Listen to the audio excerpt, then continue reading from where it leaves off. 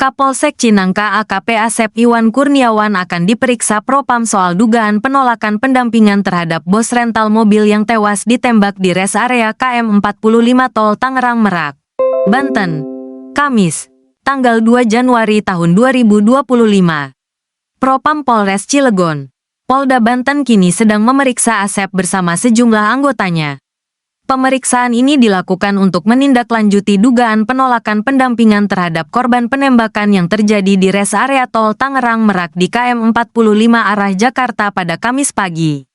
Iya, Kapolsek dan anggota Polsek Cinangka lagi dilakukan klarifikasi dan pemeriksaan, ujar Kapolres Cilegon, AKBP Kemas Indra Natanegara saat dikonfirmasi Kompas.com melalui pesan WhatsApp, Jumat. Dalam penembakan tersebut, diketahui pemilik rental mobil berinisial IA, 48, tewas setelah ditembak di depan minimarket res area. Kasus penembakan di res area Tol Tangerang Merak terjadi ketika korban bersama 7 temannya melacak Honda Brio miliknya yang disewakan kepada orang lain.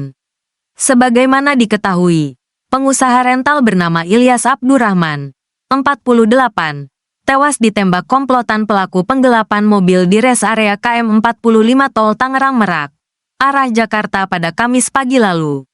Sebelumnya, korban ternyata sempat meminta aparat Polsek Cinangka untuk didampingi dalam proses penarikan mobilnya. Namun pendampingan tersebut tidak didapatkan bos rental mobil tersebut hingga Ilyas tewas ditembak. Dalam hal ini, Asep pun mengaku pihaknya tidak menolak permintaan pendampingan terhadap korban. Bahkan, Asep menegaskan bahwa pihaknya sempat menawarkan kepada korban untuk membuat laporan polisi agar jajarannya dapat bertindak. Meluruskan berita yang viral terkait dengan dugaan adanya penolakan permintaan atau permohonan pendampingan masyarakat yang ingin melakukan penarikan satu unit kendaraan di Polsek Cinangka, Polres Cilegon, ucap Asep. Dikutip tribunnews.com dari akun Instagram Humas Polsek Cinangka, Jumat, tanggal 3 Januari tahun 2025. Asep menjelaskan bahwa korban bersama rombongannya mendatangi Polsek Cinangka pada Kamis sekitar pukul 3 waktu Indonesia Barat. Perlu saya jelaskan bahwa Polsek Cinangka pada tanggal 2 Januari tahun 2025, sekira jam 3 waktu Indonesia Barat, kedatangan satu unit mobil minibus yang berisikan kurang lebih 6-7 orang pria dewasa, ungkap Asep. Saat dikonfirmasi, yang bersangkutan menyatakan bahwa itu dari leasing, sementara kawannya lagi menyatakan dari rental. Bermaksud untuk meminta pendampingan untuk melakukan penarikan satu unit kendaraan mobil di Cinangka, sambungnya. Asep mengungkap korban mengaku telah mengikuti mobil pelaku dari wilayah Pandeglang dan memutar sampai ke arah Cilegon, Banten. Hingga saat berada di Cinangka, korban pun memilih untuk meminta bantuan Polsek Cinangka untuk mendampinginya. Saat di kantor polisi, lanjut Asep, personelnya bermaksud untuk menanyakan legalitas atau identitas kendaraan dan menyangkut hal atau masalah apa.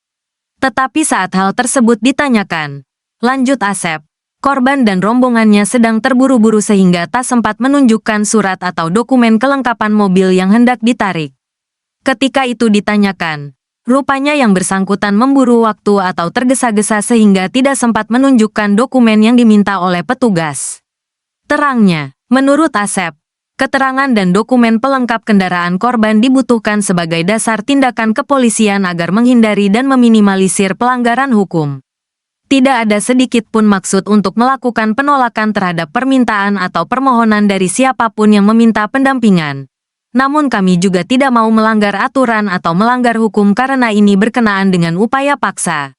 Paparnya, Asep mengaku pihaknya sudah menawarkan kepada korban untuk membuat laporan kepolisian. Saat itu ditawarkan oleh anggota kita kepada yang bersangkutan untuk membuat laporan polisi sebagai dasar untuk melaksanakan penarikan mobil tersebut, katanya.